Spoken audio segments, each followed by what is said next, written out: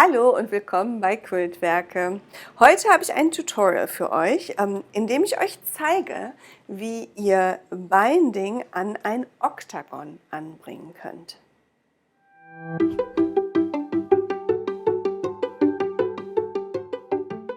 Mitgebracht habe ich dafür das Plattset aus meinem neuen Schnittmuster Karneval. Mit dem Schnittmuster könnt ihr nicht nur Plattsets nähen, sondern auch Nadelkissen oder auch große Sofakissen in der Größe und sogar noch eine Nummer größer. Lasst uns aber jetzt direkt mit dem Tutorial starten. Ihr benötigt euer Oktagon, sei es nun ein Mini-Quilt, ein großer Quilt, ein Plattset, so wie dieses hier, oder was auch immer ihr aus einem Oktagon fertigen wollt. Und ihr benötigt Binding. Ich habe immer gerne ein wirklich extra langes Stück Binding übrig. Das gibt mir einfach beim finalen Zusammennähen der Binding-Enden ein bisschen mehr Spielraum. Mein Oktagon ist als FPP-Element genäht. Ich habe das Ganze gequiltet und meine Kanten alle begradigt. Für mein in etwa 80 Inch langes Binding habe ich 2¼ Inch breite Streifen geschnitten und zusammengenäht und dann der Länge nach einmal gefaltet und gebügelt. Also einfach ganz klassisches Quiltbinding. Ich mache das sehr gerne mit einem 2¼ breiten Streifen statt den klassischen 2,5 Inch, weil ich gerne ein recht schmales Binding haben möchte. Wer mit 2,5 Inch näht, der wird auf der Rückseite einfach hier noch ein bisschen, das Binding wird hier auf der Rückseite einfach noch ein bisschen weiter nach unten gehen, auf der Rückseite ein bisschen breiter sein. Also das geht absolut, es ist einfach für mich, ich mag das einfach optisch lieber, wenn es nicht ganz so breit ist. Wer sein Binding komplett mit der Nähmaschine anbringen möchte, der kann jetzt im ersten Bearbeitungsschritt, oh je, ich muss hier noch meine Fäden abschneiden, mache ich später, der kann im ersten Bearbeitungsschritt das Binding auf der Rückseite annähen. Dann wird es anschließend auf die Vorderseite geklappt und dort dann mit der Nähmaschine festgenäht. So habt ihr auf jeden Fall eine saubere Vorderseite.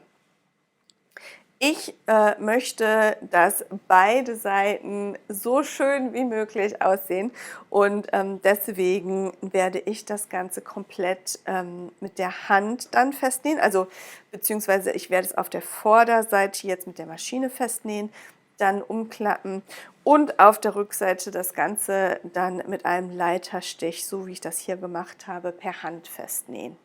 Letztendlich ähnelt das alles sehr, sehr dem Binding von einem Quilt. Der Prozess ist quasi der gleiche, nur wenn wir an die Ecken kommen, dann wird es schwierig, sowohl beim ersten Festnähen des Bindings als auch dann beim Ausformen der Briefecken.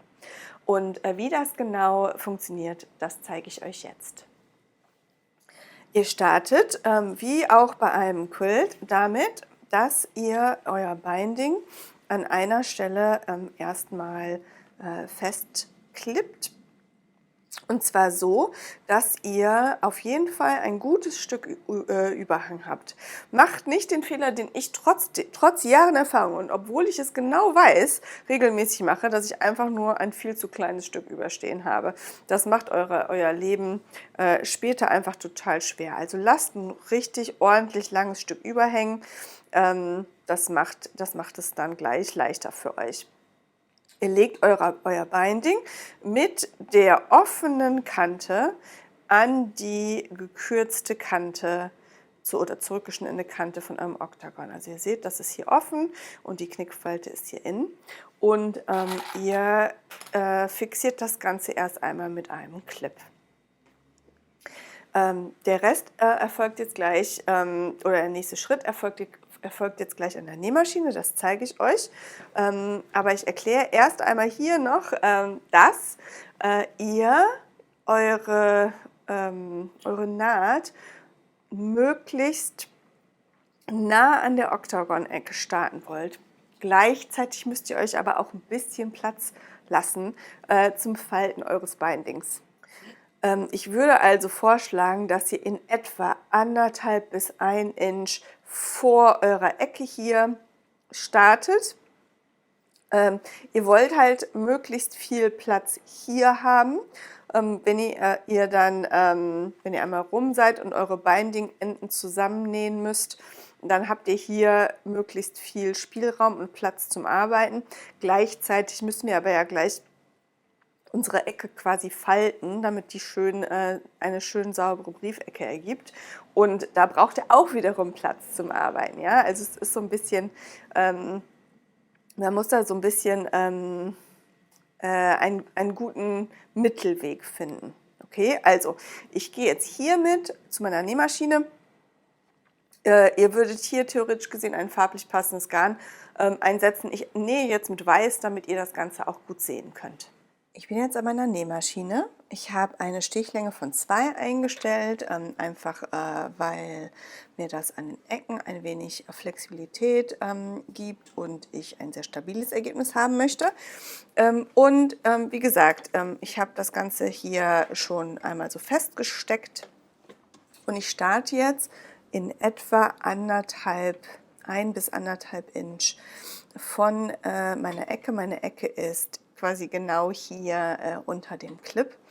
Und ja, ich denke, ich werde in etwa hier starten. Ihr seht hier bei diesem Muster ist es so, da wo diese Linie in etwa endet, vielleicht ein kleines Stückchen davor. Und ich starte so, dass ich meine Naht auf jeden Fall erst einmal verriegle.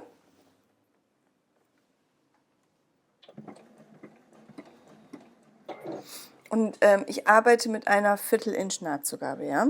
Okay, also es ist da verriegelt. Ich nähe nur 1 oder 2 Stiche. Ich will nur, dass das Ganze jetzt einmal schon mal fixiert ist, damit mir jetzt nichts verrutscht, denn ich bin direkt an meiner ersten Ecke und jetzt kommt das Falten.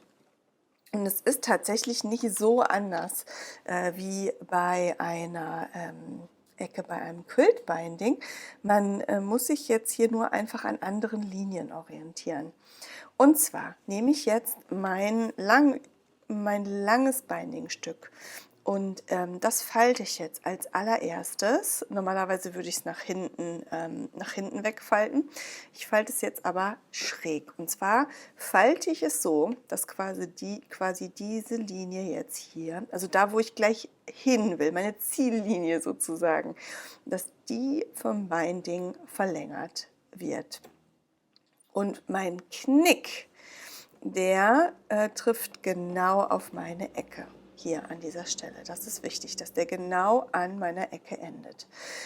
Hier bei diesem Schnittmuster hilft mir noch diese Nahtlinie hier. Denn diese Falte, die muss genau auf dieser Nahtlinie liegen. Okay? Also das knicke ich jetzt genau hier. Man neigt dazu, dass man so ein Stückchen davor knickt. Besser ein wenig zu knapp das Ganze knicken und dann ruhig mit den Fingern so ein bisschen da lang schaben und quasi, damit sich dann ein guter visueller Knick ergibt. So. Jetzt muss ich das Ganze zurückfalten. Beim regulären Binding würde ich dann jetzt, an einem Quilt würde ich quasi nach vorne knicken. Hier knicke ich jetzt schräg in diese Richtung und zwar so, dass mein Binding hier auch wieder entlang meiner Ziellinie, die Linie, wo ich gleich lang will, da genau entlang läuft, nicht parallel, sondern wirklich genau da endet. Und hier auch mein Knick genau an der Oktagon-Ecke endet. So. Das Ganze jetzt auch noch einmal gut hier falten. So. Das war's schon, wenn es ums Falten geht. Jetzt klappe ich mein Dreieck hier einmal nach unten. Das kennt man auch, nur ist mein Dreieck jetzt viel kleiner als bei meinem regulären Quiltbinding. Und ich habe jetzt hier, ich hoffe, das sieht man auf der Kamera, meine Knickfalte. Ich habe das Ganze ja schön ordentlich geknickt. Und jetzt nähe ich mit meiner Nadel genau bis zu dieser Knickfalte und verriegle.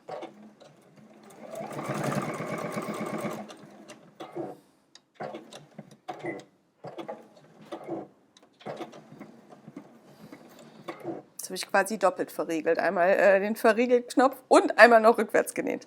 So. Faden abschneiden. Also ihr seht so, Moment, eine Sekunde, die Kamera muss das Ganze scharf stellen. Seht ihr, es läuft genau bis zur Knickkante. So, ich drehe das Ganze jetzt und jetzt ist eigentlich egal, in welche Richtung mein Dreieck steht, weil meine Falte hier an der Stelle so klein ist. Also ich kann entweder das Ganze jetzt zurückfalten und dann hier losnähen oder ich kann es auch hier stehen lassen. Das ist quasi egal. Das funktioniert bei diesem sehr kleinen Dreieck auf beiden Wegen gut. Und ich setze jetzt hier an. Ich setze immer gerne ein Stück weiter nach vorne an und nähe dann rückwärts, weil so wird mein Anfang hier nicht gefressen oder es ist ja doch ein bisschen dicker, dann kann der Anfang ein bisschen unsauber werden. So rum funktioniert das für mich ein bisschen besser.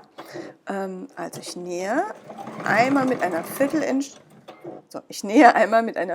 Nahtzugabe, bis ich wieder ungefähr 1,5 Inch vor meiner nächsten Ecke ankomme.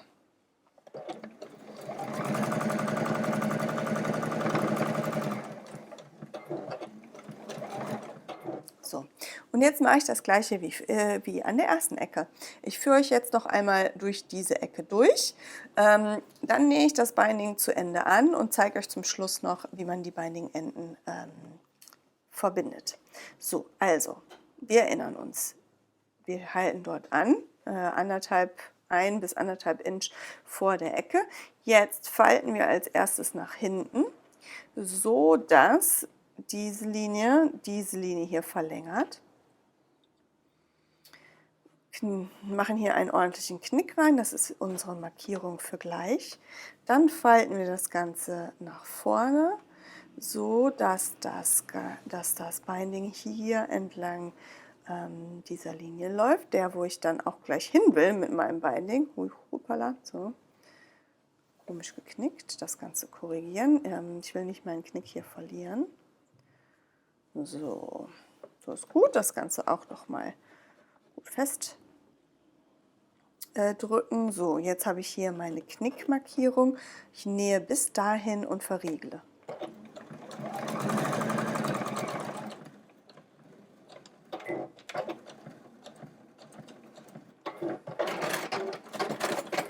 Dann schneide ich meinen Faden ab.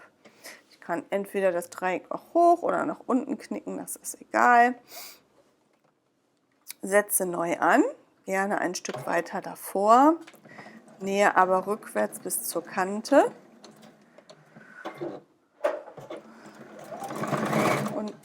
Und nun nähe ich entlang der nächsten Kante, bis ich wieder zur nächsten Ecke komme. Ich mache das Ganze für alle Ecken. Bei einem Oktagon sind das verdammt viele Ecken, aber ist auch gut, eine gute Übung. Danach könnt ihr es auf jeden Fall. Ich mache das jetzt einmal und dann sehen wir uns gleich wieder für das Verbinden des Bindings. Ich habe jetzt einmal rund um das komplette Oktagon genäht. Ich wünschte, ich hätte hier schon ein bisschen früher aufgehört, denn hier an der Stelle ist möglichst viel Platz doch sehr praktisch und macht mir den nächsten Schritt ein bisschen leichter. Der nächste Schritt ist jetzt, die Binding-Enden zusammenzunähen. Und eben weil ich hier so wenig Platz habe, werde ich das mit einer geraden Naht machen, nicht mit einer diagonalen Naht. Wie das funktioniert, zeige ich euch jetzt. Und zwar knicke ich hier quasi einfach gegen sich selbst das Ganze einmal zurück und das gleiche mache ich hier. Hier an der Stelle ist wichtig, dass ihr eine kleine Lücke lasst hier dazwischen. Früher habe ich das nicht gemacht und dann ist die Verbindungsstelle, wo das Binding quasi zusammengekommen ist, immer ein bisschen knubbelig geworden. Ich habe mich jedes Mal geärgert. Seit ich das so mache und das Ganze ein wenig auf Spannung liegt, ist mein Abschluss viel, viel sauberer. Also das vielleicht nochmal als Tipp. So, also ich habe das Ganze zurückgefaltet und habe das Ganze jetzt geknickt. Ordentlich, damit ich die Knickfalten gut sehen kann. Die sind nämlich jetzt meine Markierung. Ihr könnt das natürlich auch mit einem Stift markieren, wenn euch das lieber ist. Nun nehme ich mir das Ganze einmal seitlich quasi und lege meine Binding-Enden aufeinander. Und mein Platzset wird an der Stelle hier so weggefaltet, damit mir das nicht in den Weg kommt. Und jetzt werde ich meine Knickfalten, sieht man hier auf der Kamera, da ist meine eine Knickfalte und dann habe ich hier noch die andere Knickfalte. Die lege ich ganz genau aufeinander. Ich brauche jetzt, habe ich hier noch mal ein bisschen Licht. So, okay.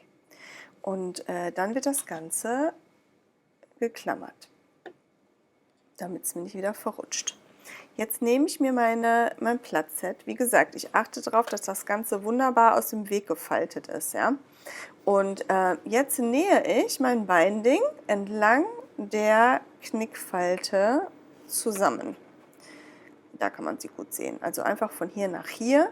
Ganz wichtig ist diese Seite hier. Je sauberer hier die Enden aufeinandertreffen, desto schöner das Ergebnis. Also ich gucke, dass ich hier an der Seite die schön aufeinandertreffen und ich nähe von da nach da und ich verriegle Anfang und Ende.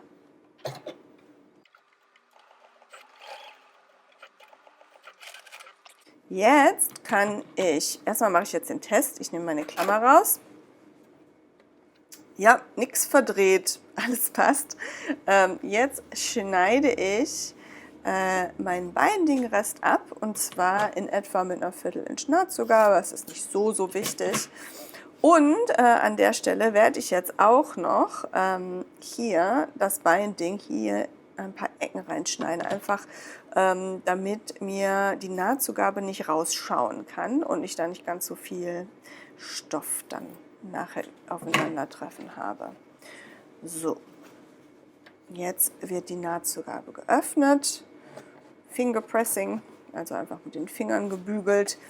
Und jetzt kann ich das Binding hier, das letzte Stück, an mein Oktagon festnähen. Das mache ich jetzt einmal.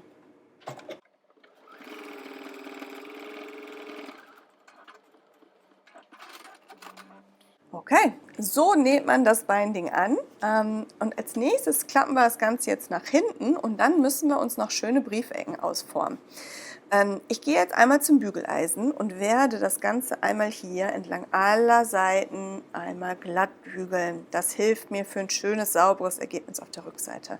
Und danach sehen wir uns wieder am Zuschneidetisch. Ich habe jetzt also einmal gebügelt, so habe ich hier wirklich schön saubere, crispe Kanten und kann das Ganze sehr sauber auf die Rückseite falten. Ich mache das jetzt, bei dem Oktagon, im Fall des Oktagons, auch gerne auf allen Seiten erst einmal rundherum, bevor ich mich um die Ecken kümmere. Jetzt habe ich hier natürlich ganz schön viele Fäden stehen.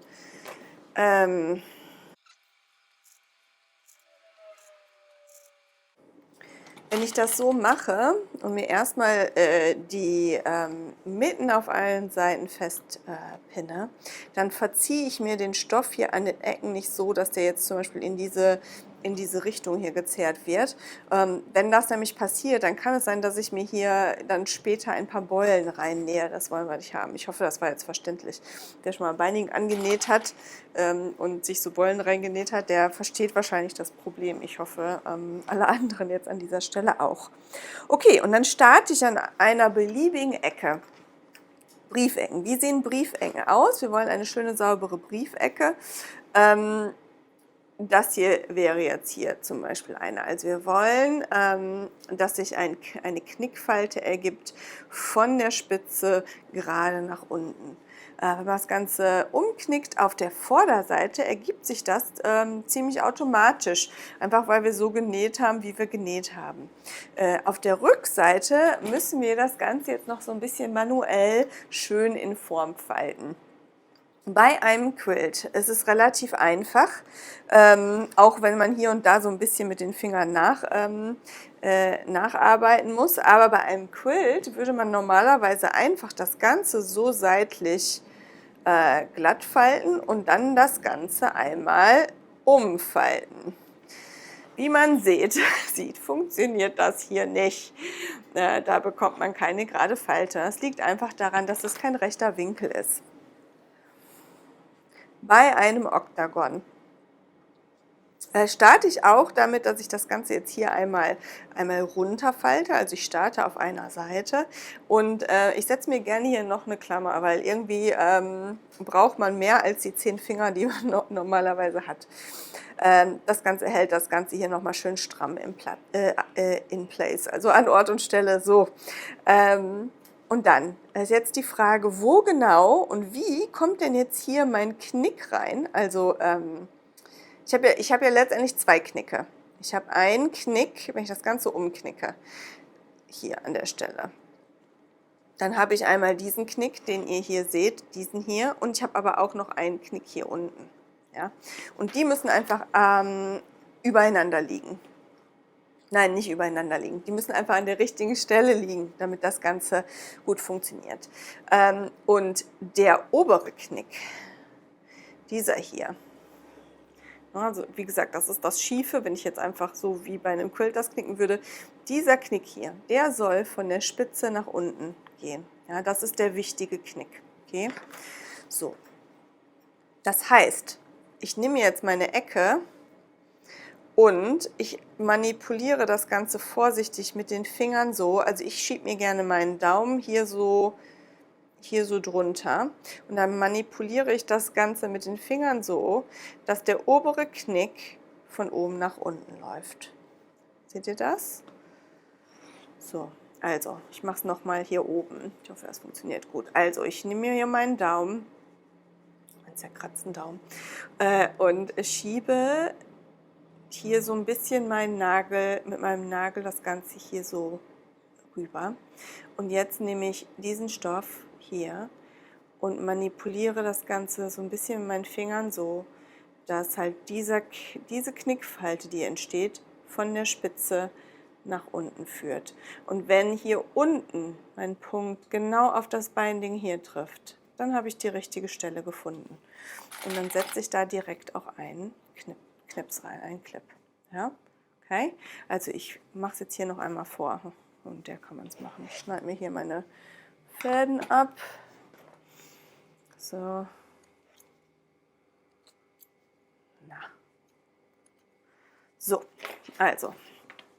Nochmal. Ich fange hier an und knicke das Ganze so ein bisschen um. Mache mir da schon mal einen Clip rein. So.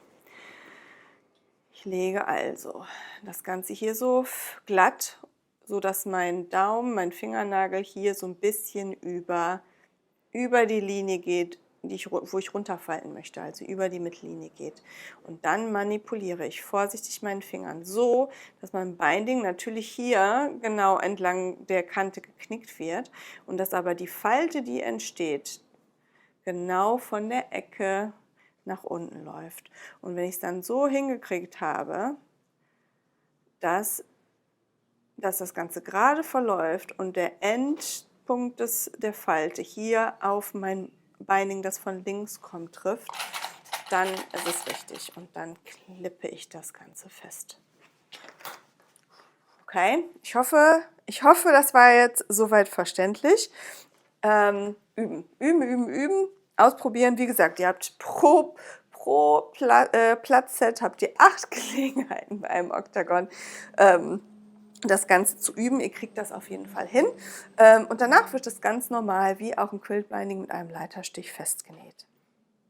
Okay, ich hoffe, das hat geholfen und ihr seid jetzt komplett fit darin, Oktagone und auch letztendlich andere Formen, denn die einzelnen Schritte gelten natürlich auch für alle möglichen Hexagone, für alle möglichen anderen Formen.